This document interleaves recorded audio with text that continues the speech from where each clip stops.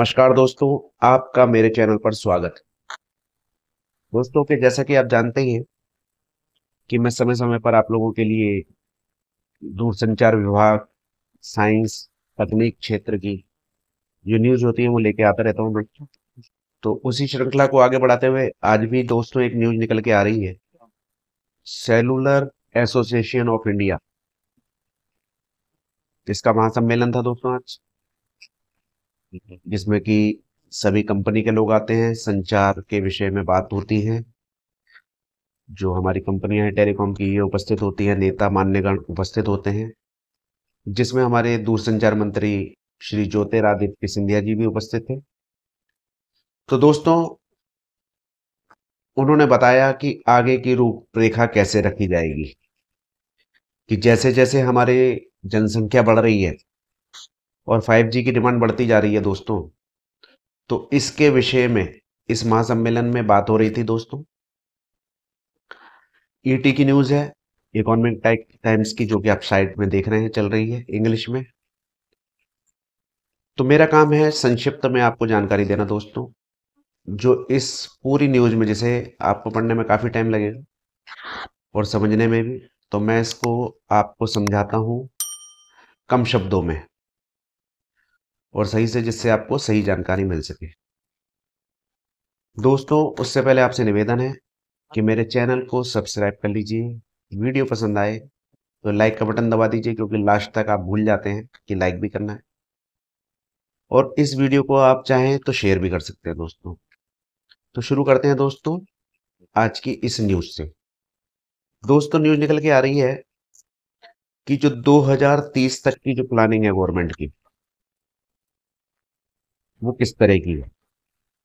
जाहिर सी बात है कि 2030 तक देश के अंदर जनसंख्या बढ़ेगी, 5G फोन्स की संख्या बढ़ेगी। अभी 4G चल रहे हैं और 5G भी ज़्यादातर बढ़ते जा रहे हैं, तो जाहिर सी बात है 5G भी बढ़ेगा, 6G की भी तैयारी होगी।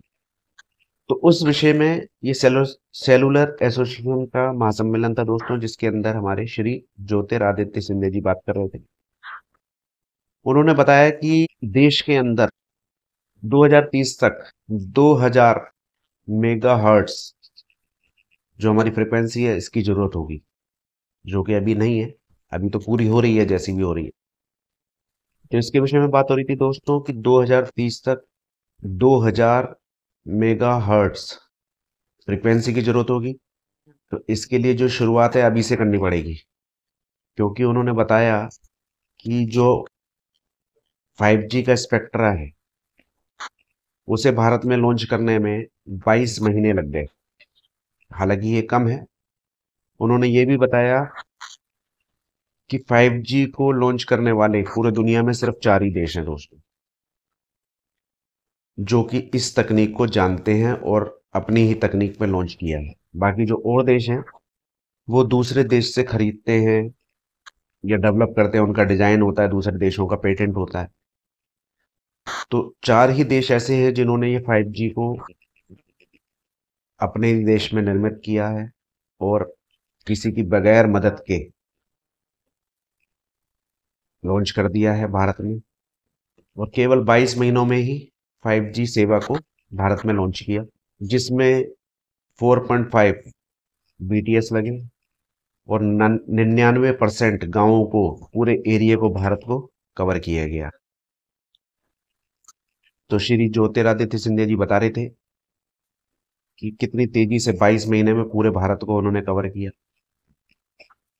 4.5 BTS स्टेशन जो होते हैं वो लगाए गए, यानी कि 4.5 लाख के करीब। तो दोस्तों, आने वाले समय की तैयारी अभी से करनी पड़ेगी, तभी लग पहुंच पाएगा। नहीं तो पता चला कि हम लोग पीछे रह जाते हैं, दूसरे देश आगे निकल जाते हैं। अभी हम विश्व के 4 देशों में शामिल हो चुके हैं 5G लॉन्च करने में।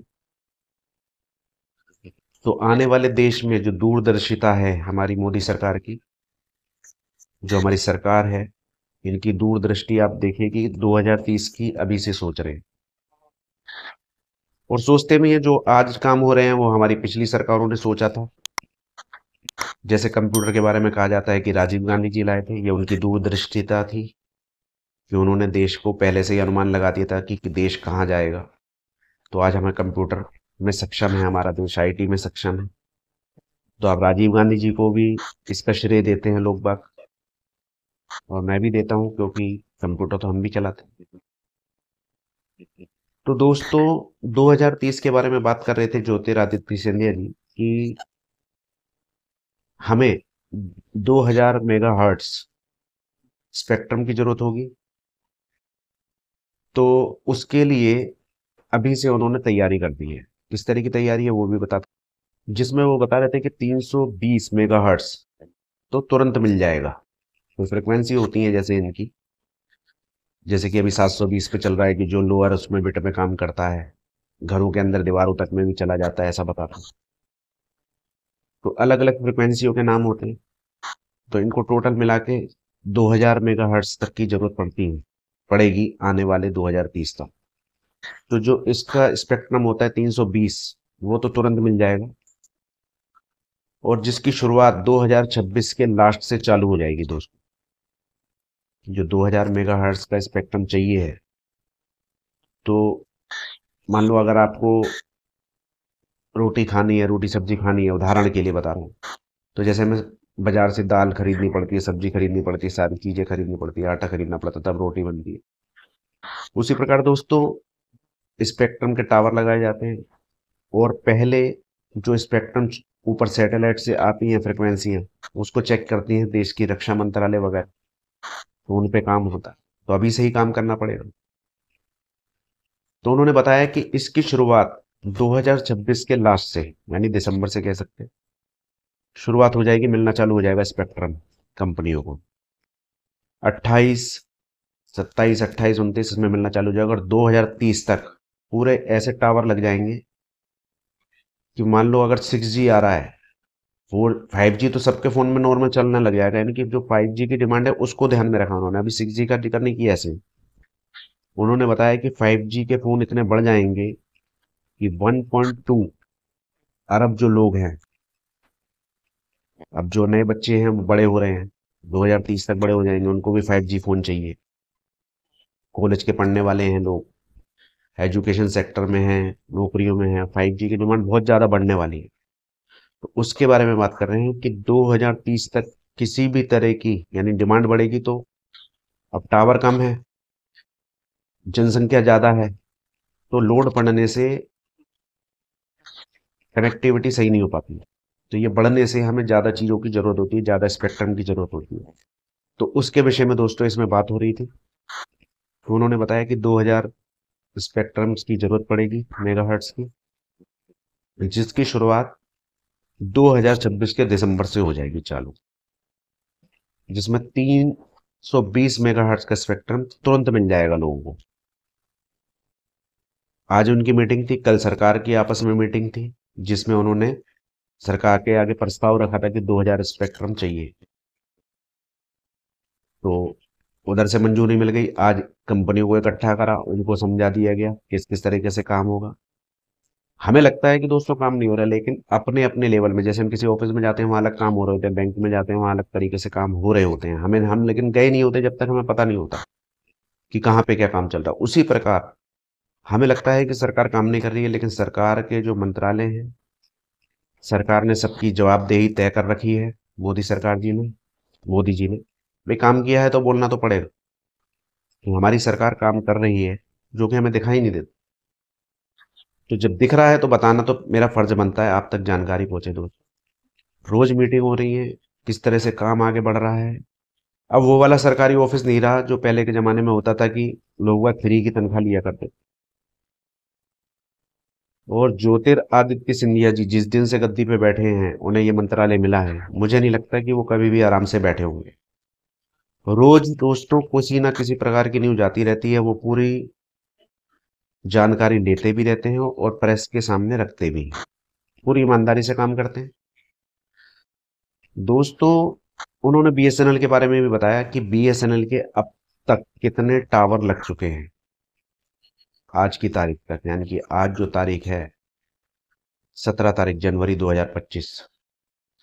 उन्होंने बताया ये आज की ईटी की न्यूज़ है दोस्तों, मैं जो आपको बता रहा हूँ, लिंक पे जाकर चेक कर सकते हैं, साइड में आ रही है, आप पढ़ सकते हैं कि बीएसएनएल के 70,000 टावर लग चुके हैं, पूरी तरह से काम कर रहे हैं। तो ये आप लोगों के लिए, कई लोग जो थे मुझसे रोज पूछते थे कमेंट में कि बीएसएनएल के कितने टावर लग चुके हैं। एक हमारे फैमिली मेंबर है यूट्यूब के, वो तो मुझे हर वीडियो में पूछते हैं कि बीएसएनएल के कितने टावर लग चुके हैं।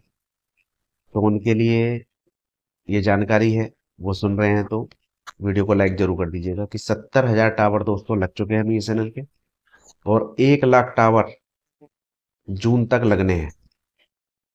हो जाएगा काम, बहुत तेजी से काम चल रहा है दोस्तों।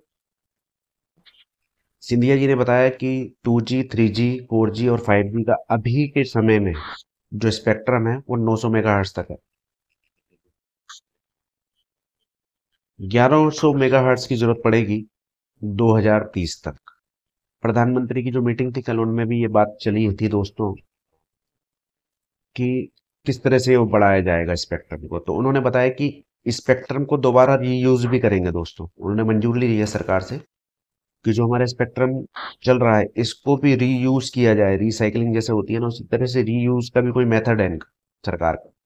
वो दोबारा स्पेक्ट्रम को यूज करना चाह रहे हैं, जिसमें से 687 मेगाहर्ट्ज स्पेक्ट्रम को दोबारा से रीयूज करके 900 मेगाहर्ट्ज बनाया जाएगा। यानी हो सकता है उसकी आईसीएम वगैरह बदल के कुछ सर्किट में चेंज करके 900 मेगाहर्ट्ज पर उसको डिजाइन कर देंगे, वो बन जाएगा 900 मेगाहर्ट्ज 687 को दोस्तों।